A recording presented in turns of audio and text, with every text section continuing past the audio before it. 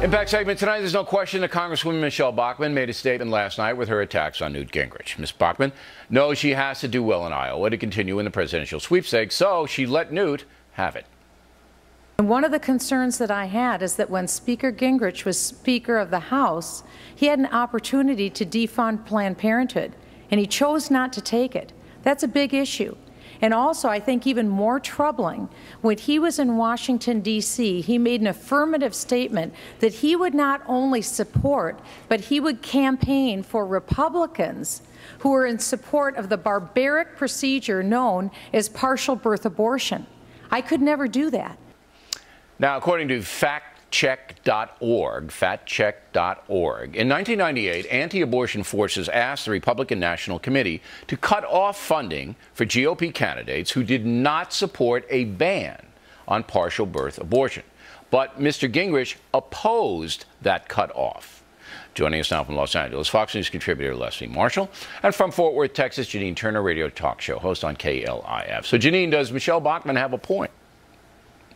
Well, I think Michelle Bachmann's doing herself and the Republican Party a disservice by misrepresenting Speaker Gingrich's belief systems and his accomplishments. The fact is, he has a 98.6% pro-life rating with the National Right to Life Committee, and under his leadership, Congress passed not once, but twice, the partial birth abortion ban that then President Clinton vetoed twice. And regarding Planned Parenthood, she's sort of insinuating that the House and the Senate and the President were all just sitting around waiting to defund Planned Parenthood when that really wasn't the case at all. So this is only creating a divide in the party and helping Obama. He didn't take the lead in going after Planned Parenthood, and he also didn't take the lead in backing up the Republican National Committee, chastising those who didn't want to outlaw partial birth abortion. And he did so everybody understands, Leslie. He did that because he said if I or we as a party banish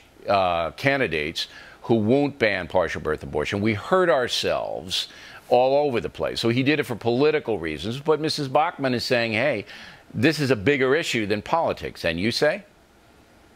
Well, it was political, but I think, and I can't believe, Janine, I'm going to agree with you almost all the way there, and I can't believe I'm sitting here defending Newt Gingrich, but the bottom line is he did it because he didn't want the GOP to lose control of Congress, and he knew with President Clinton vetoing twice that ban, the only way he could do it was to bring more Republicans into Congress. He then in '98 and now has said that he personally opposes partial birth abortion. And he does. And he just signed along with Michelle Bachmann a pledge, a pro-life pledge. Okay, but this was a smart play by Bachmann, Janine, because Bachmann's only chance is to get into the fabric of the very conservative Iowa caucus voters and to say, listen, I wouldn't have played politics with this issue. It's too explosive. It's human life.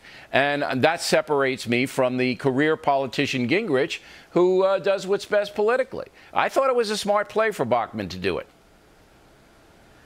Well, I think it's creating a lot of divisiveness and just giving there's no doubt it's doing that. But these guys, she's fighting for her life. If she doesn't finish in the top three, she's done. It's misrepresenting. She's misrepresenting the issue. Not really. What she said isn't false. What she said isn't false. No, but I mean, she didn't do the totality of it as you did earlier. But what she said isn't false. I mean, you can be. But it's misleading. It's very misleading. I don't know about if it's misleading. You can be a culture warrior, Janine, and you can lead on the issue on the sense of what's right and wrong rather than what's good politically. But then if the Republicans don't end up in office the way Newt was trying to protect the Republicans, look what happened when the Democrats got into office. Suddenly, you know, religious beliefs aren't respected, and then in Catholic hospitals they're being made to be a part of abortions. The abortions made it into the health care. There's embryonic stem cell research. So when you have the Democrats in office, look what happens. And then they're taking 10 steps backwards instead of 1 step forward. Okay. I mean, absolutely. That's the counter argument that if you take a tough stand and you don't win, then the other side goes wild. Now, Leslie, the conservatives like Michelle Bachmann and to some extent Rick Santorum and Ron Paul are trying to, and Mitt Romney's doing this too, trying to portray Gingrich as a closet liberal. We heard Glenn Beck here last night on this program say that Gingrich is a progressive. You as a liberal, Leslie, and I know that you just hang around with liberals. That's all you do. You live out in L.A. and you go from one liberal to another. Wherever they are, they're dining, that's where you dine. Are liberals buying this? No, not at all. I mean, some So you liberals still like think he's a conservative devil? You think that Gingrich is still a right-wing kook? I think he's a devil for some things he's done with his former wives, but I don't think that he's a devil as a politician. And quite frankly, Michelle Bachmann had to do this. I do agree with you on that, Bill, because I said last week on the show she had to reach out to the evangelical community. They still don't really have or know who their candidate is. The problem is, some points for her, but I don't think those points are going to translate into votes. All right, but you're dodging my question, Leslie. Are any liberal Americans buying Glenn Beck's theory that Gingrich is a progressive? Anybody buying that? Oh, Bill, a lot of my liberal friends don't listen to Glenn. No, they're not buying that theory at all. They still think that Gingrich is a fascist devil, right? Okay. I wouldn't say fascist. All right, ladies. Thanks very much. Merry Christmas to you both. Plenty more ahead as a factor.